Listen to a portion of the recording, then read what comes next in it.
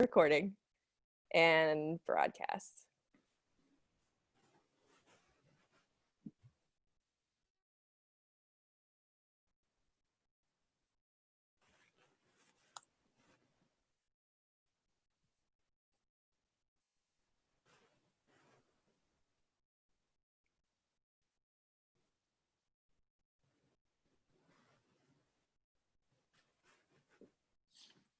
All right. Welcome to this afternoon's live online author event with Greenlight Bookstore. We're excited to host this event we're calling Authors in Conversation, Apocalyptic Fiction. And we have with us Ize Hugo and Chuck Wendig, who will be discussing their latest books, The Down Days and Wanderers, respectively, in a conversation moderated by Lauren Jackson. So you are in for an excellent time this afternoon. Before we start, I just want to say a huge thanks to everybody for making this happen, to Chuck, to Lauren, to Ilze, and to all of you for showing up. Greenlight storefronts are currently closed to the public, but our community is still here, and we're grateful for your support and for the chance to make this space for conversation and connection. So a couple little housekeeping things before we start. Since we're in a webinar, if you're joining now, you can see and hear the speakers, but they can't see and hear you, though they can see your name, they know you're here. You can use the chat for comments, to show your support or interest. If you have a specific question that you want to ask for Chuck or Ilze, you can use the Q&A module. So click on that Q&A and type your question in there, and Lauren will be bringing some of those questions to Chuck and Ilze in the later part of the event. We are recording this event, so look for video or audio versions on our website and social media channels later on. And very importantly, the featured books, both The Down Days and Wanderers, are available for sale from greenlightbookstore.com. So we're working with our supplier warehouse for fast direct-to-home shipping for event titles. So if you care about supporting the careers of authors and the ongoing existence of independent bookstores, buying those featured books is a great way to show your support.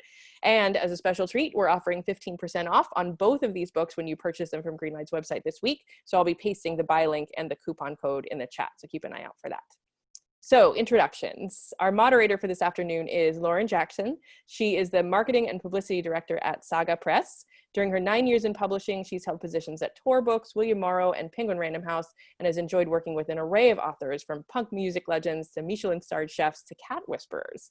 She's a huge fan of Star Trek, as you might have guessed, horror, cyberpunk, making spreadsheets, and meandering conversations about the intersection of religion and technology. So you are going to have a fun time talking today. She's a proud born and bred Brooklynite, and she still resides here in the borough. So two of us are here in Brooklyn today. She's going to be speaking with our featured authors, Ize Hugo and Chuck Wendig. Ilze is a South African debut author with degrees in fine arts and English studies, along with a master's in creative writing from the University of Cape Town. Her short stories have appeared in anthologies like The Ghost Eater and Other Stories and My Holiday Shorts. A freelance writer, she's written for magazines, guidebooks, and campaigns, and even the odd comic. She's joining us today from Cape Town, South Africa, and we're grateful to her for navigating the time difference to be with us today. Her new book, The Down Days, glides with ease from realism to absurdity as it charts the aftermath of a deadly outbreak reminiscent of the 1962 event of mass hysteria that was the Tanganyika Laughter Epidemic. Chuck is the New York Times bestselling author of Star Wars Aftermath, as well as the Miriam Black thrillers, the Atlanta Burns books, and other works across comics, games, films, and more. He was a finalist for the John W. Campbell Award for Best New Writer and an alum of the Sundance Screenwriters Lab, and he served as co-writer of the Emmy-nominated digital narrative Collapsis. He's also known for his popular blog, Terrible Minds, and books about writing, such as Damn Fine Story. He joins us from Pennsylvania, so we're all over the map this afternoon. His new book, out now in paperback, Wanderers, finds citizens across America in the grips of a strange malady, compelled to sleepwalk to a mysterious destination, but the real danger may not be the epidemic, but the fear of it. So we're going to jump straight into conversation this afternoon. Lauren's going to be talking with Chuck and with Ilze, and then we'll take your questions after that. So I'm going to hop off stage and let you guys take it away. Thank you. So excited to be here with these two great authors. I'm going to start real easy. For the Gen Z folks in the audience, can you please describe your book in 3 words and then give us a little insight into what it's about? So whoever wants to start. Okay, so basically if I'd have to choose 3 words, I'd say pandemic, magical realist, ghost story. Or actually that's 4. And so basically it's set in Cape Town in the near future, and it's part ghost story, part magical realist, part pandemic novel, and it's in this quarantined Cape Town, and it's very similar to Cape Town today. Actually, everyone's wearing masks, there are roadblocks, there are online funerals, etc. But it's got a bit of a surreal, magical, realist twist to it. For me, 33 words. It's an 800-page book. This isn't fair. Since I get a lot of emails about it, sorry about 2020. I think it's probably fair. Just because it's a book, the core of the book is about a flock of sleepwalkers who begin sleepwalking ineluctably toward a place, an unknown location and for unknown purpose. It's also about a pandemic that arises alongside them that is set during an election year, that it's a bat-based pandemic. There's white supremacy militias on the rise. And it's about sort of the divisiveness across America as the sleepwalkers chart a course from coast to coast. So it's definitely nothing like 2020. It's not my fault. It's not your fault. Okay. Really noted. Kind of tying into that, I'm going to launch into my first question. So we have seen portrayals of pandemic in fiction for years now, and in real life. So through all of its portrayals and iterations, I was trying to find a common thread, and the thread that I landed on was human corruption through power. So my question to you all is unchecked human corruption the real plague? Good question. In reality, I mean, sure, definitely in reality. I don't know, Ilze, would you say that's true in your book? I am thinking about it. I think that is a part of it. I do think that does have a part to play. And with you? Yeah, I mean, it's in the book, certainly in an election year. It's both fictionally and in the reality in which we're currently living. It's hard not to see that reflected.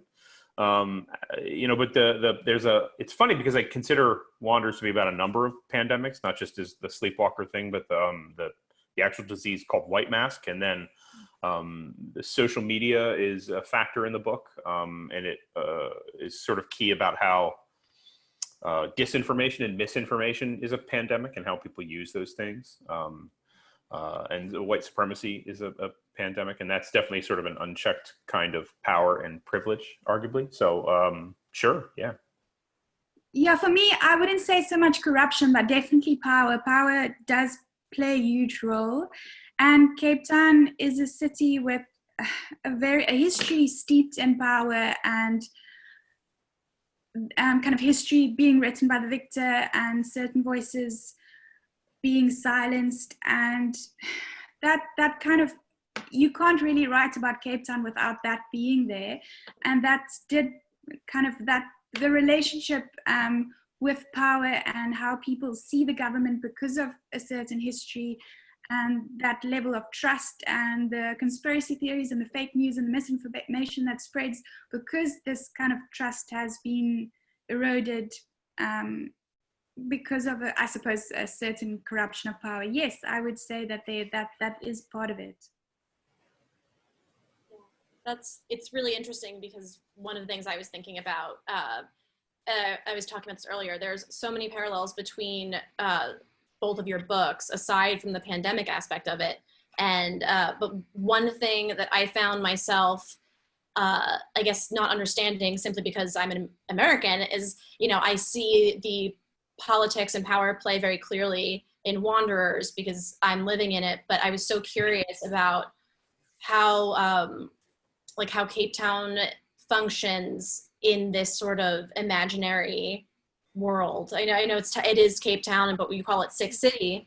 But yeah, I definitely want to hear more about how how the place inspired parts of the book, and that's mostly my curiosity because like I said, I live here, so I can see it. I can read. I do a really deep read into it, but I've never even been to South Africa, so. So a lot of what I write about in the book, I did a lot of historic research, and I think that's where there are certain similarities between my book and Chuck's book, because I think a lot of the time we did a lot of the same research, although my research focused a bit more on South Africa, I also did some global research, and you can see Ebola in there. You can see the spread of fake news, all of that kind of things in both of the books, which I think draws some nice parallels.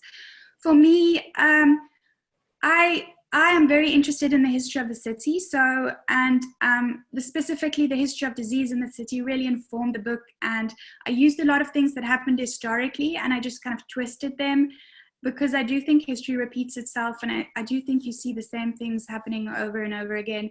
And one of the examples where I kind of brought the history in is, for me, the library, the underground library.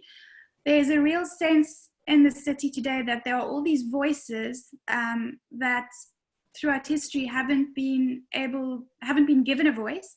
And I think the library started by a slave was a way to kind of create a space where everyone could have a voice and everyone's narrative could be heard.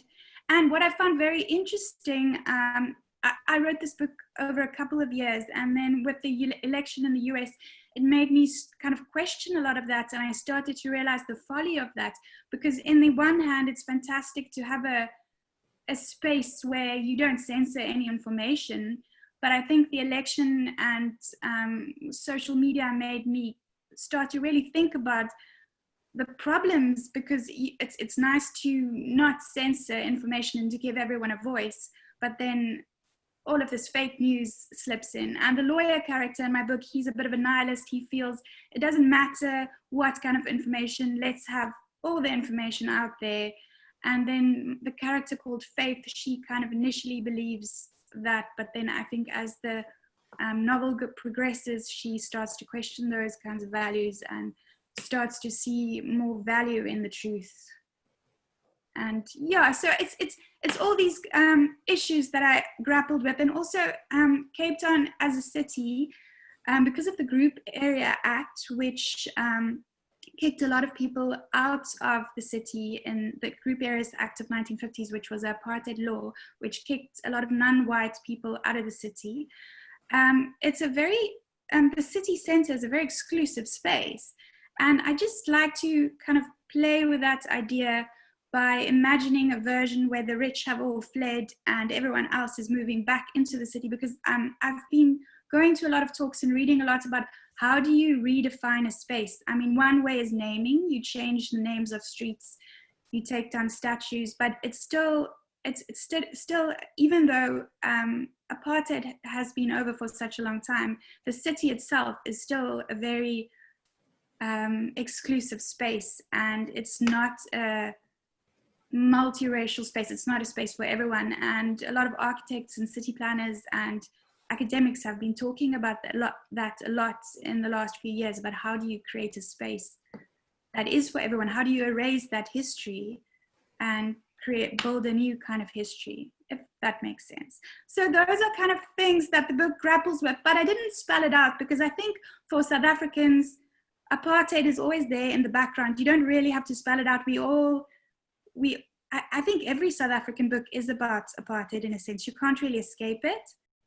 So in a sense, I didn't want to spell it out, but I did want to address some of the issues, because I mean, you can't write about Cape Town as a city and not sneak some of that in there and think about that.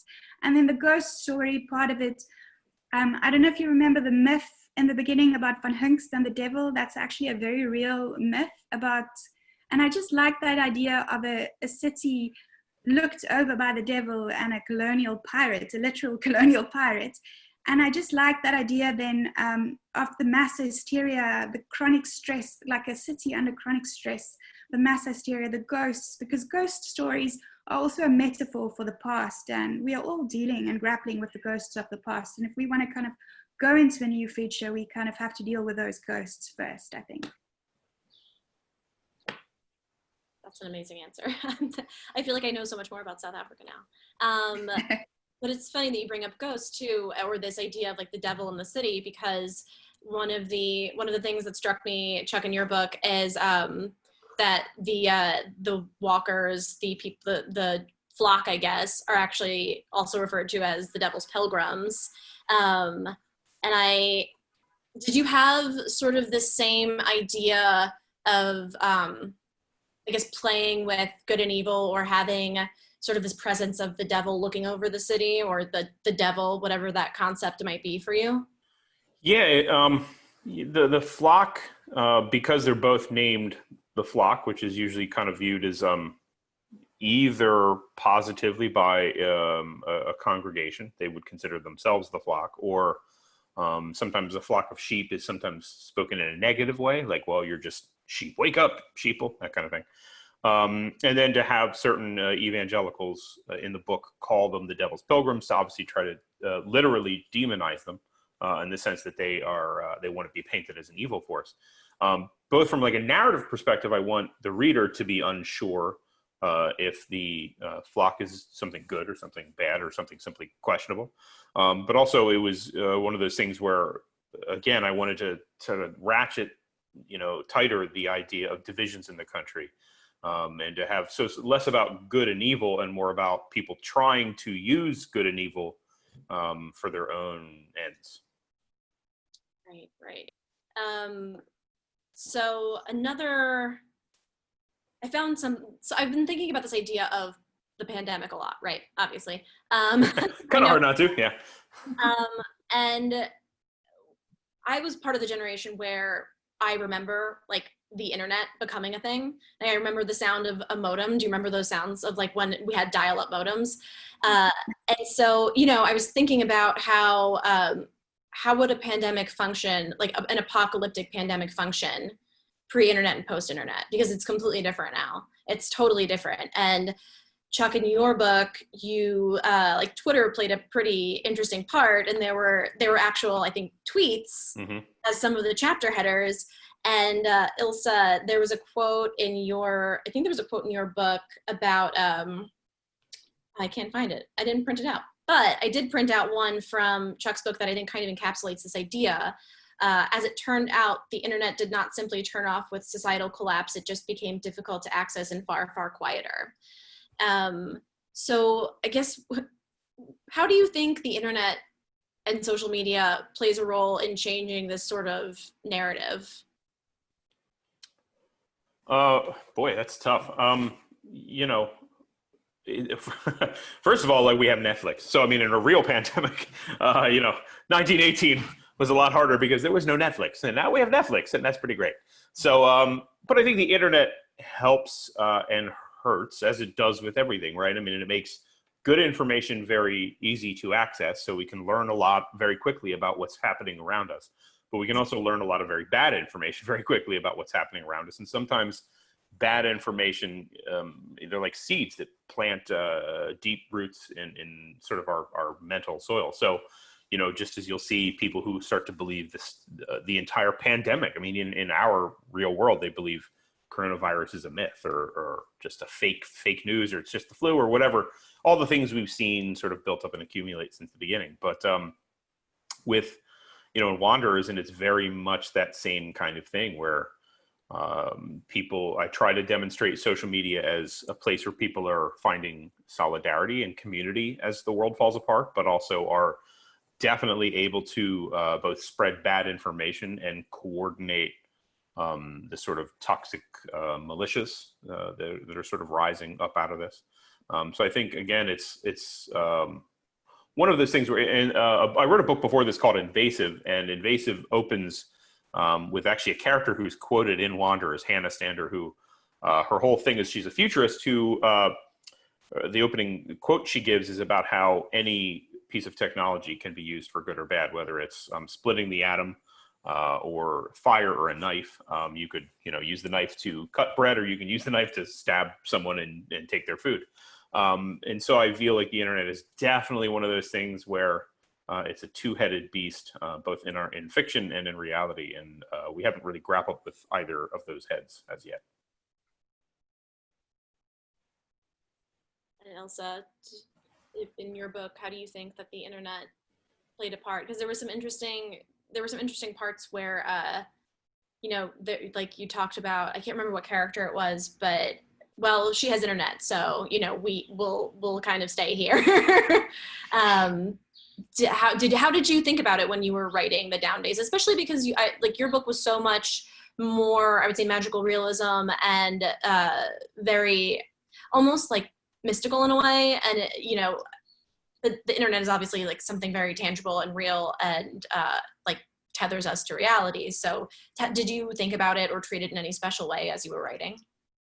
So in my novel, the internet, it's not so easy to get internet, and only a few privileged few have it. So and there's a firewall around the city. The government has created a firewall similar to the one in China.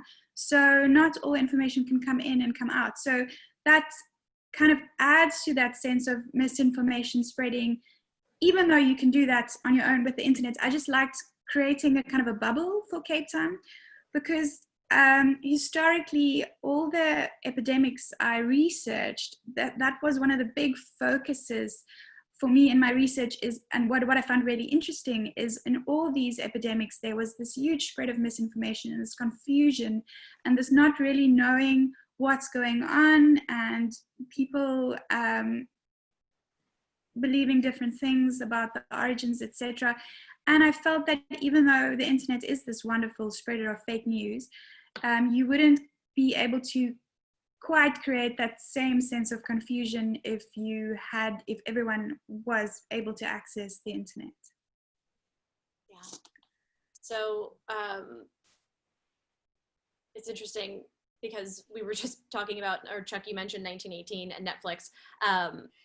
And it sounds to me like the fear and misinformation during a pandemic hasn't really changed from 1918 to now, even though we have just literally all of the information in the world available to us.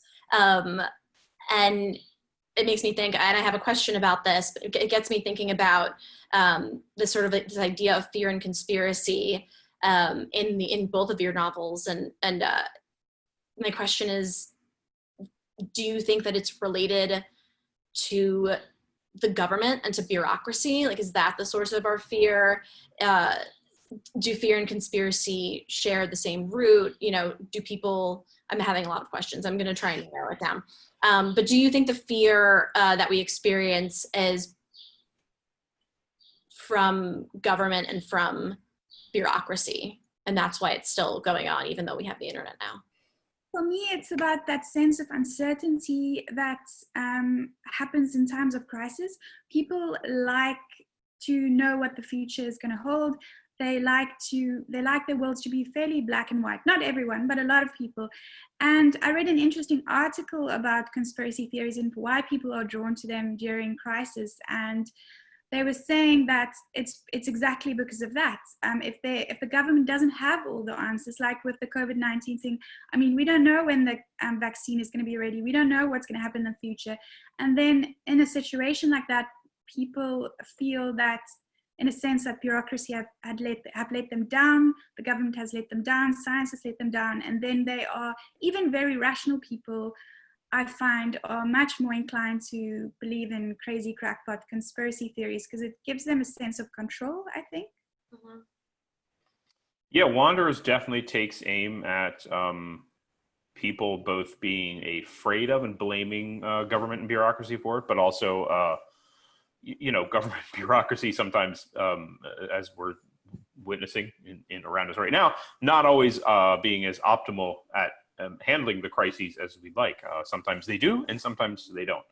But I think a lot of the fear of it also comes out of simply not wanting to have any part of it, and also a fear of the other, and a fear of having any sort of complicitness in what's going on. It's very easy to, in any situation where there's crisis or catastrophe, to not look inward and to always look outward, either beyond your borders or to people who aren't like you, or to a level of bureaucracy or autocracy, and create these sort of elaborate conspiracy theories, instead of sort of admitting like, well, maybe we just messed up. Maybe in Wanderers, it's definitely sort of a book about the American identity and finding those people who are willing to challenge that identity and be patriots in the sense that they're trying to maneuver through it and improve it. And there's also people who consider themselves patriots who would never ever want to say a bad thing about the country, and it's impossible that America has ever done any wrong. How dare you ever suggest that? And so, because again, it's almost like sports team, sort of zealousness, the feeling that like, well, with the jersey I wear helps them win, and if they lose, it's because of a bad ref or whatever. That you sort of tangle your identity with a thing and can't really acknowledge when something is going wrong, because then it feels like you're somehow on the hook for how it went wrong. Yeah, I think that's a good point, and I also think on that it has a lot to do with blame. People are looking for someone to blame other than themselves instead of looking inwards, as Chuck said. I think that has a lot to do with it.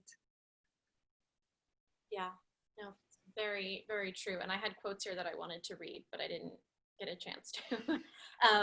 Well, I'm going to anyway. So, because it was really interesting to me about this concept of fear, and I'm trying to find them now. Clearly I printed my notes. I'm very professional. It was interesting to me because there was it was the same concept in both of your books, but you handled it differently. So in Ilze, in your book, there is graffiti scrawled on the walls of a museum, and it says, "Stop poisoning our children, death to all imperialists." And then Chuck, in your book, this was a conversation between two of the CDC employees, and one of them said, "We don't leak, we follow protocol." And the other one responded, "By the time we follow protocol, we could all be dead." And so it's this idea to me of, it's almost like in Ilse's book, she's sort of talking about what the CDC people are talking about, and it's two sides of the same coin. It's like people experiencing that bureaucracy and the bureaucrats kind of confirming it. I thought it was really, really interesting.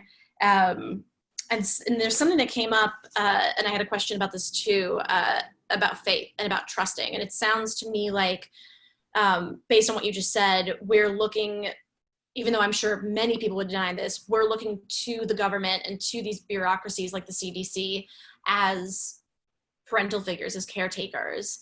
I want to say like God, but you know what I mean? It's sort of like we're looking to them for answers.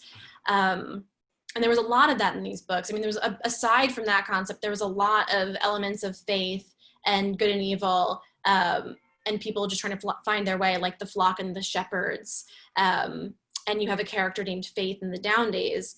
So how do you think, what character in your book has the most faith? Do you think it's Faith, or is it somebody else?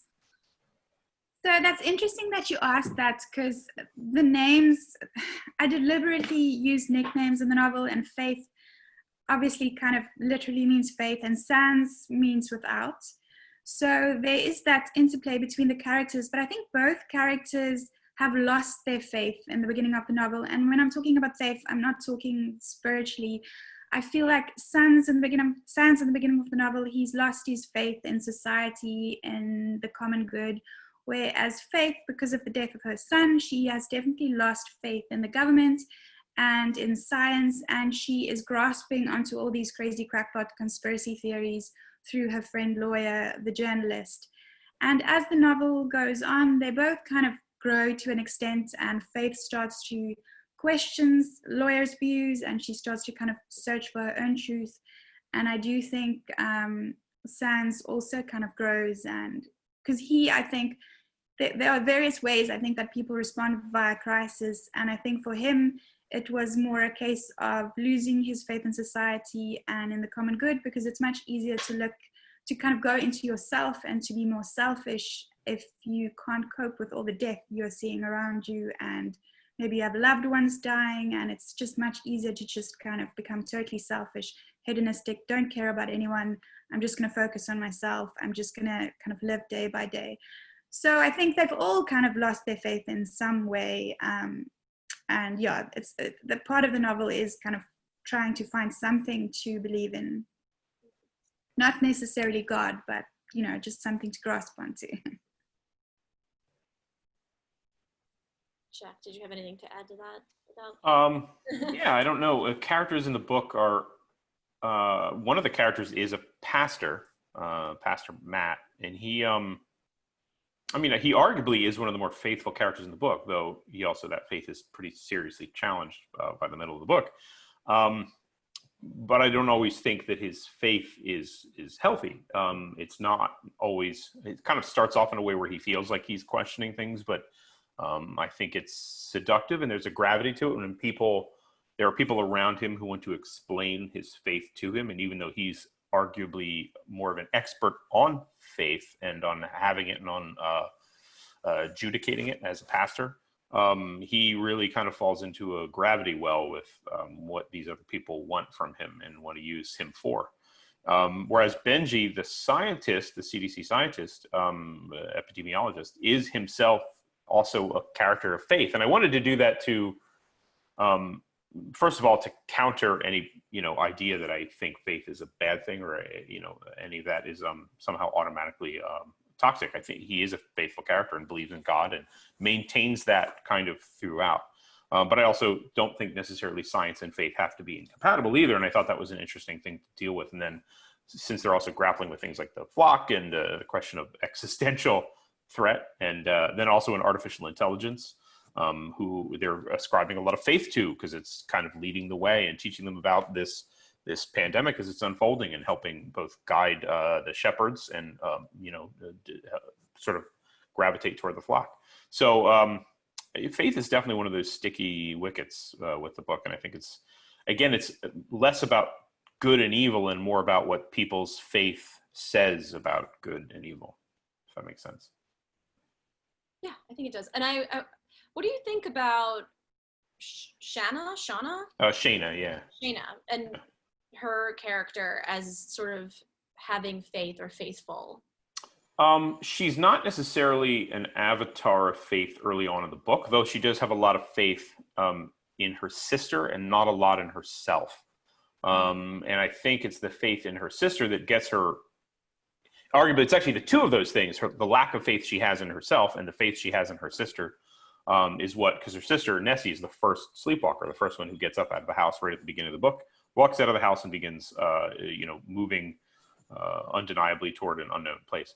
And so she's also then the first shepherd, because she goes, Shayna is, because she follows her sister. And that following her sister is itself sort of an act of faith. It's stepping onto the road, almost like an acolyte of following a religious figure. And she doesn't really know why she does it, only that she feels like she doesn't have anything to contribute to the world, and her sister has everything to contribute to the world. So she wants to make sure her sister is safe. Okay, so I wanted to go back to something, Ilse, that you mentioned earlier about research and finding the parallels between the two of your books. So Chuck, your book feels very sciencey. I think it's very dense with information. Like, it's very clear that you researched the CDC and the sort of inner workings of it and how things, how they handle crises. And Ilse, I found your book to be very character driven, but I feel a sense of research in both of them. Kudos. But it manifests in such different ways. So I kind of wanted to get an idea of what research you did and then how you plugged it in to the book. And that's for both of you. Ilze? So for me, I focused not necessarily so much on the science, but more about how a disease changes a space socially, culturally, politically. That's what I found really interesting. And even though your book, I would say, is more sciencey, and my book is more about kind of the social implications, I did find that I do think we did a lot of the same research. I was like, ooh, I read about this.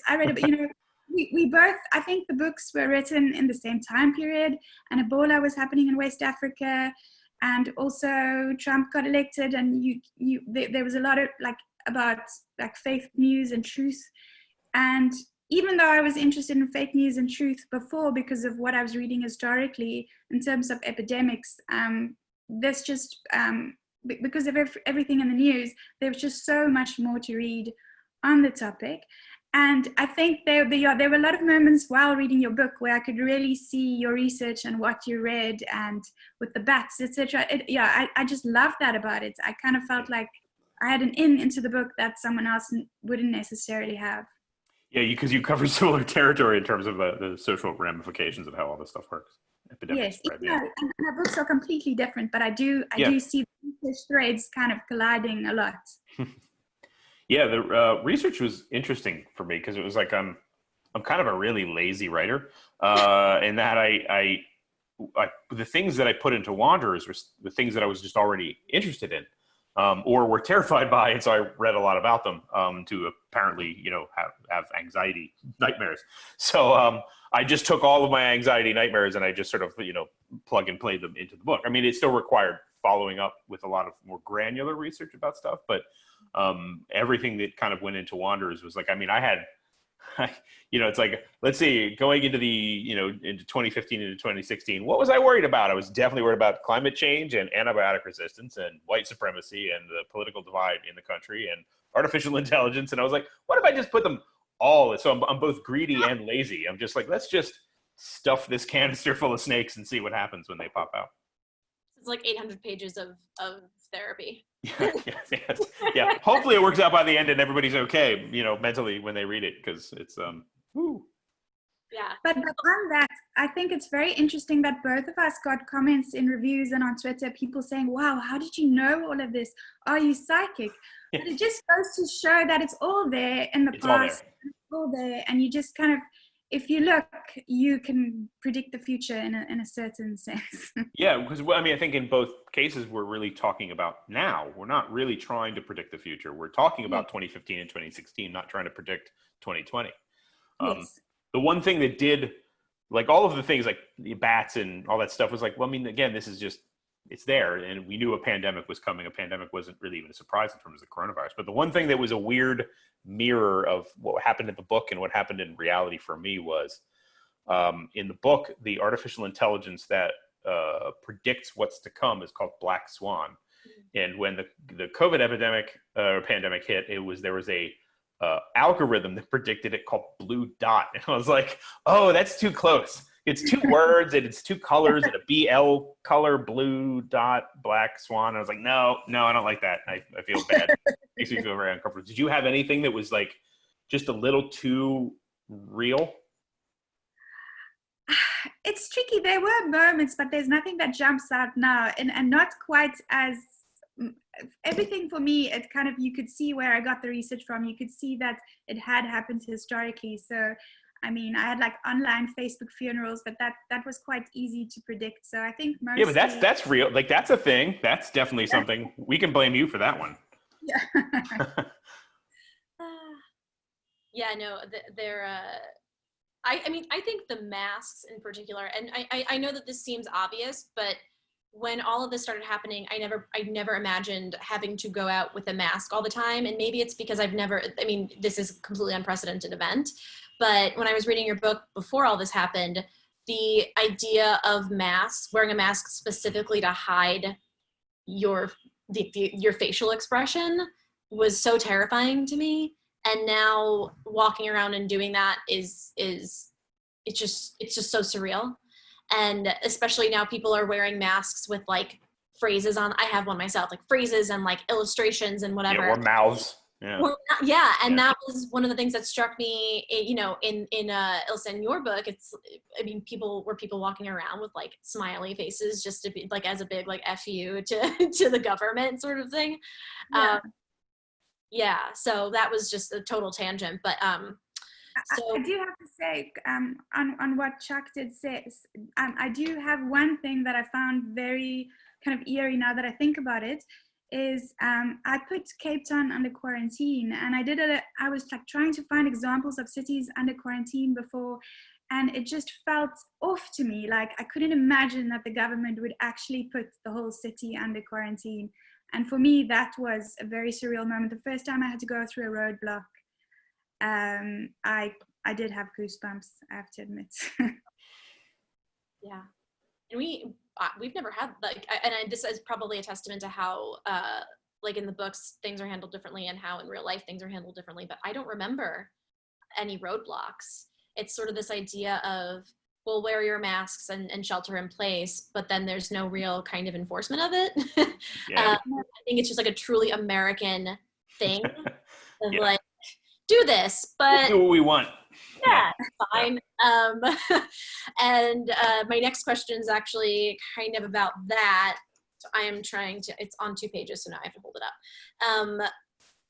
How the two of you approached America and approached, I guess, Ilze, it was more like this idea of the West. But Chuck, in your book, there's this, you might even know what I'm going to read because I think other people have read this. The quote is, "Here's how we do things in America." Yeah. We identify a problem, then we promptly ignore it until it's not just biting our ass, but it's already eaten the right cheek and has started on the left. I feel like that's been a popular one. Yeah. And from the down days, there was this really interesting moment where a woman from like some like citizen organization was on the last non-government operated radio station, and she said, "The West doesn't care about us. They've closed their border. They've closed their borders and left us here to rot." So I mean, I think it's more obvious, Chuck, why you wrote this line. Yeah. I don't need to explain that one anymore, do I? Right. No, I listened to the sci-fi podcast told me everything about it, Yeah. but also it's so good that I had to read it. But so I guess what prompted you to write these lines? Ilze, what prompted you to write that? And what, I guess, how did you frame like America and more broadly, I guess, the West? Like what were you thinking about when you were writing the book in terms of, I guess, that? Okay, so there are 2 aspects to that question. The first was with things with regards to death to all imperialists, the West don't care about us, those kinds of things. That was just kind of to put a sense of realism in there, because there is a lot of distrust in the West, in South Africa and Africa as a whole. And there is a sense that Africa as a country, listen to me.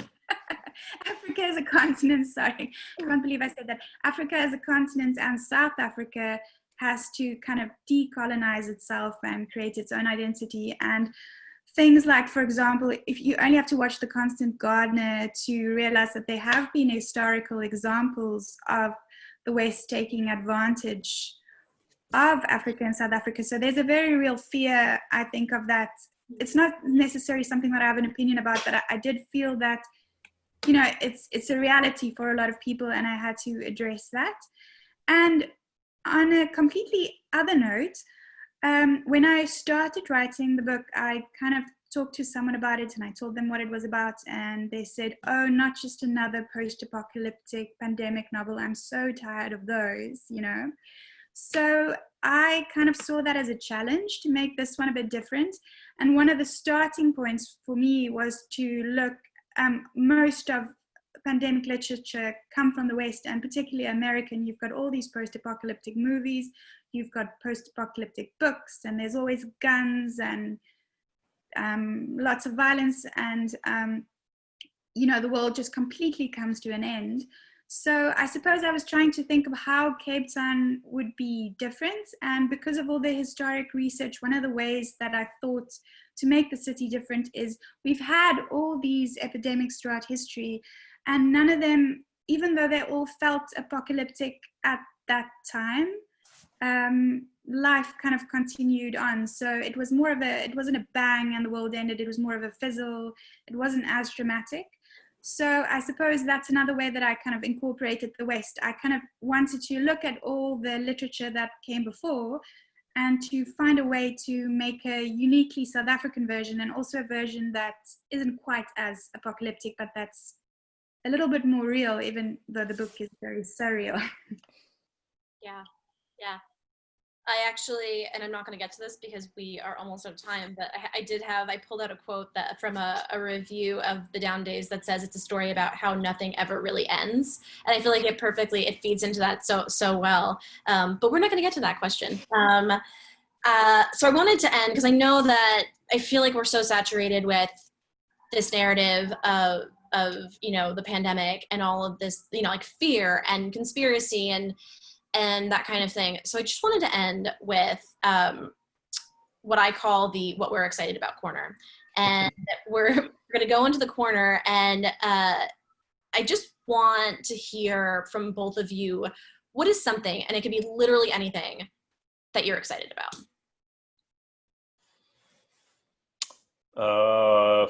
Well, I'm in the almost done reading Samantha Irby's Wow, No Thank You. And in a time when I could use a really good laugh, she's providing it very well. And I'm also excited. We're in the middle of, as a family, watching a TV show, a cartoon called Craig of the Creek, which is, and by the way, these are very opposite to the book I've written. So I'm very aware this is counter programming for the pandemic. And Craig of the Creek is this sort of like mythological childhood, a group of kids who have this like almost mythological kingdom of the creek where they play with all the other kids, and they have different sort of subgroups and little tribal societies in their little pocket of the creek. And it's a delightful cartoon from start to finish. So. For me, it's a tricky one. I've been reading some really nice science fiction and fantasy coming out of South Africa. A book I read fairly recently, which blew my mind, was Msana Nshanga's Triangulum. I would really recommend that. Very, very cool. And it's funny because I'm going to open it up to Q&A now. So if anybody wants to ask a question, there's a Q&A button at the bottom of your screen. And the first question was, what are you reading lately? That one is prepared next. But before I jump into it, this has been super interesting. I love both of your books, and I think that this was so wonderful. And thank you for indulging. Yeah, thank you for moderating. Just quoting all the books. So let's see. We have a question here. It says, which dead writer did you love before you were published, who you were almost embarrassed to admit now? Dead writer? Is that what they said? I'm gonna rephrase this question from Joshua and just say, which writer did you love before you were published, who you are embarrassed to admit now, if there are any? Boy, I don't know. Ilze, do you have an answer for that? I don't know. That's a tough one. Hard to say who you were embarrassed about before, because then you're kind of admitting. I know. Oh no. Maybe that's where the dead part comes in. So you're not actually embarrassing them. Maybe they have an estate, but it's fine. Like Orson Scott Card, his Ender's Game is such a great novel, but well, he's made some very troubling assertions and even donations with the money we've paid him for Ender's Game. So that's definitely one where you're like, ooh, we don't really want to even talk about that. But that's one of those things where it's a great book, but a problematic author in a big way. I suppose on that note, Harry Potter, I used to be a big Ravenclaw, and now I'm embarrassed because I have a laptop bag, I've got socks, I've got everything. Oh no. What do I do with all of that? But yeah. Maybe the Harry Potter, or I like to think that maybe the Harry Potter universe has a life of its own now, beyond, it's kind of transcended. And there was another part to this question that I actually think is really interesting. What writer did you dislike as a student, adolescent, or early 20-something who you find influencing your writing now in a positive way? Oh, that's also good.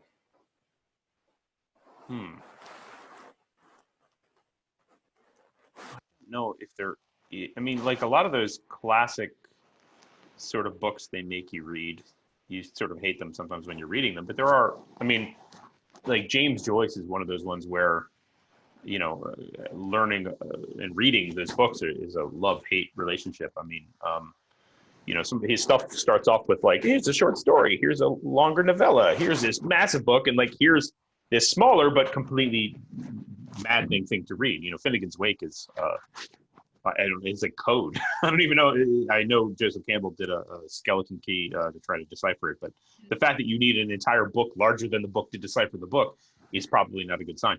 But there's something really fascinating. Like a book, Ulysses, is this sort of fascinating, like, let's take that mythic scope and the mythic shape and apply it to a really mundane person and a day in the life. And giving this sort of simple existence a mythic cut.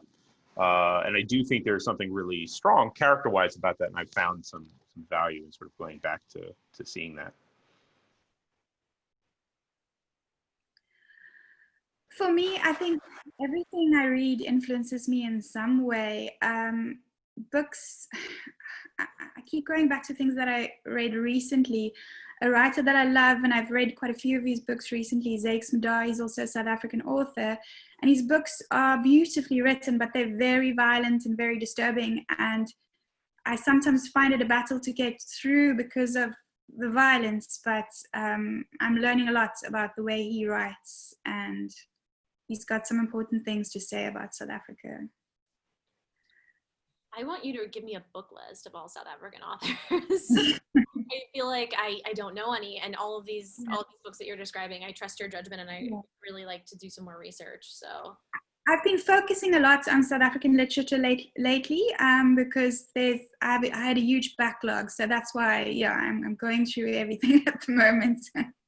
You should. I bet if you should email us, and we'll post it up maybe with this recording somewhere. So we'll gather all of the influences, and Chuck, we can put up that cartoon. So we need all of it. Look, we need all of it. Okay, the next question is, have you applied anything you learned from your pandemic research to how you personally handled COVID-19?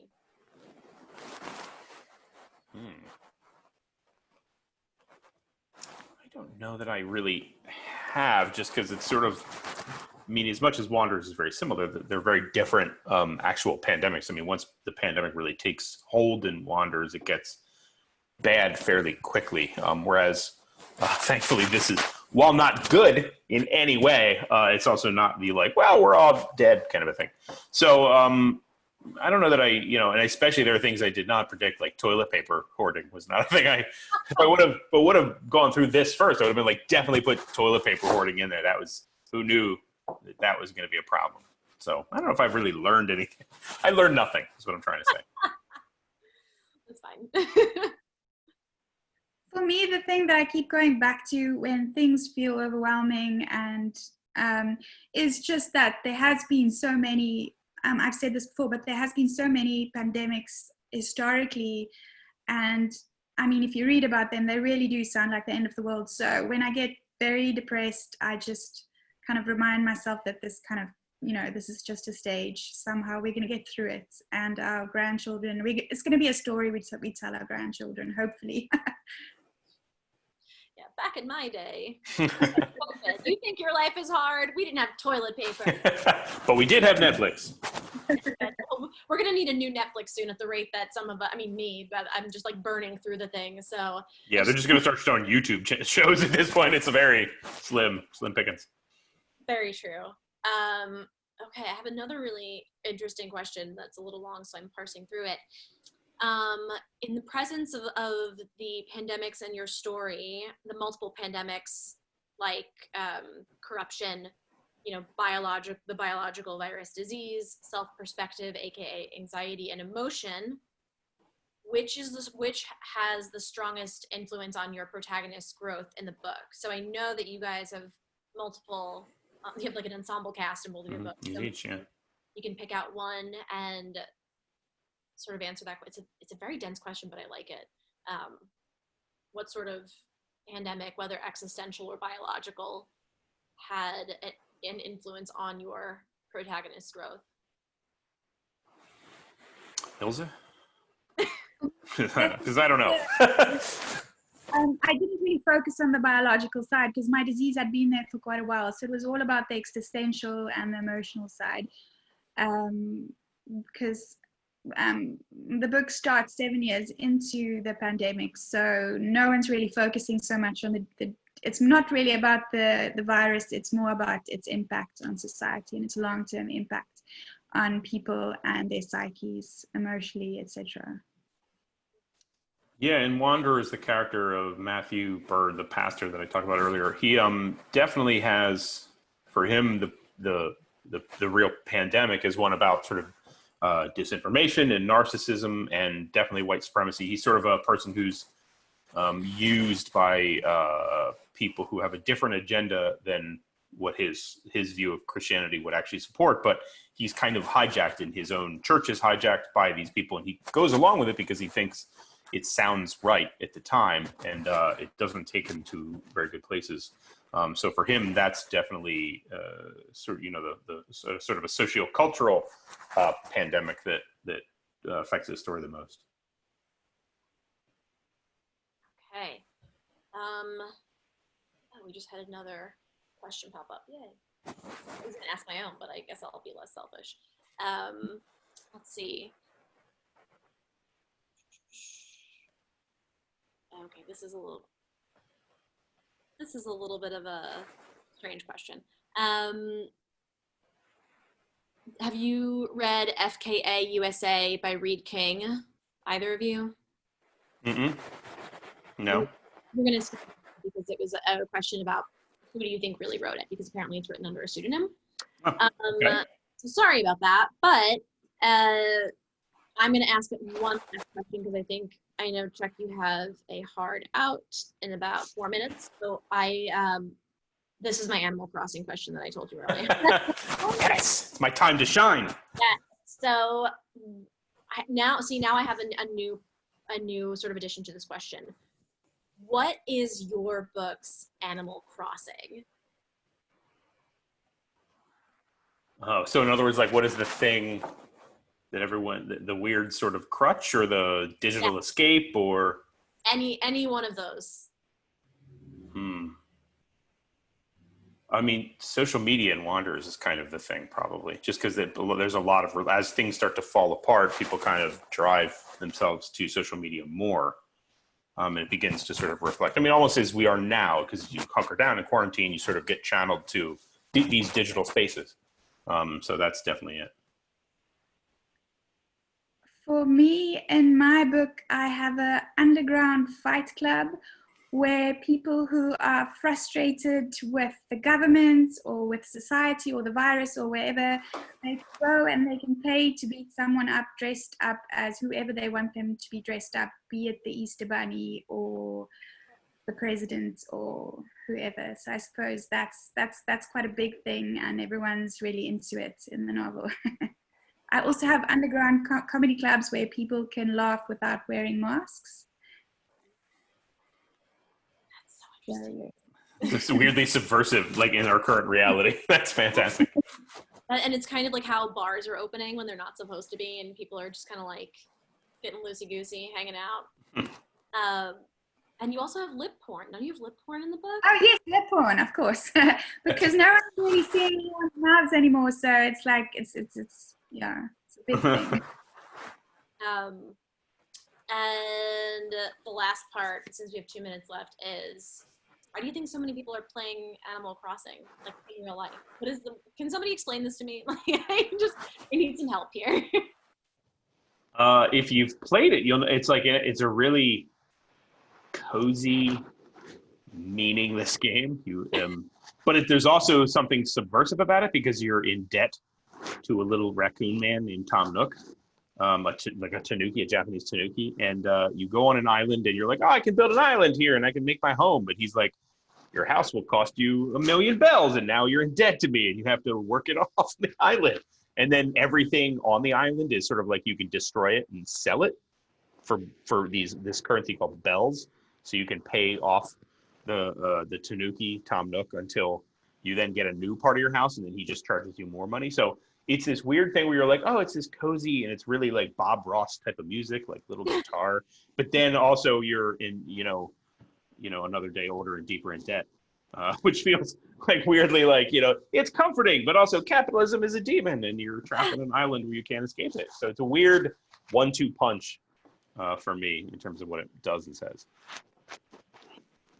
I'm going to jump back on just to say, for explaining Animal Crossing. I quite wrapped my head around that, but now all the internet now totally makes sense. So we got that out of the way. Thank you guys really for such an awesome conversation this afternoon. It was so much fun to listen to you.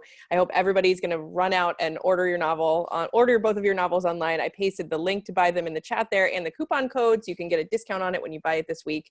Thanks, Lauren, so much for moderating. That was perfect. I'm so grateful you were here with us today. So thank you guys for your work and for hanging out. And Thank you. have a good rest of your day. Thank you. It was great. Thanks. Bye-bye. Bye-bye.